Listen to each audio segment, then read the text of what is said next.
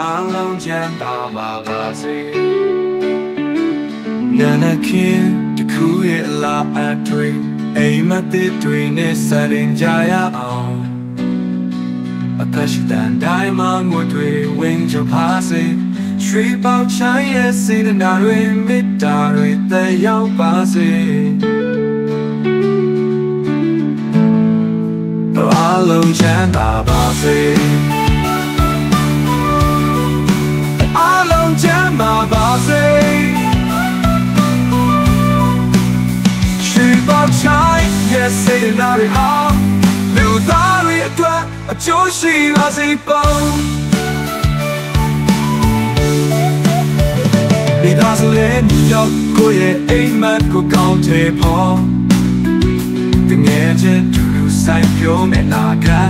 ချစ်ခဲမှချစ်ရဲ့တကူလောထားတဲ့မြောက်ဝေးခြင်းမိတကတိချစ်ဆုံးတရားမပြောင်းသွားစေတို့အားလုံးချမ်းသာပါစေအားလုံးအေးချမ်းတည်စေရွှေပေါဆိုင်ရဲ့စေနာတွေဟောင်းလူသားတွေအတွက်အကျိုးရှိပါစေပုံမိသားစုနဲ့ညီညွတ်ကိုရဲ့အိမ်မက်ကိုကောင်းချေဖို့တကယ်ချင်းအတူတူဆိုင်တော့မနာကကမ်းမချေရဲ့တခိုးလောထားတဲ့ညဝေးချင်းမိသားကတိတဆုံးတရားမပြောင်းသွားစေအချင်းချင်းကြောင့်ထားကြတရားကိုလေကဘာလို့ရဲ့စိတ်ချမ်းချင်းတွေမြန်မာပြည်သူအေးချမ်းပါစေ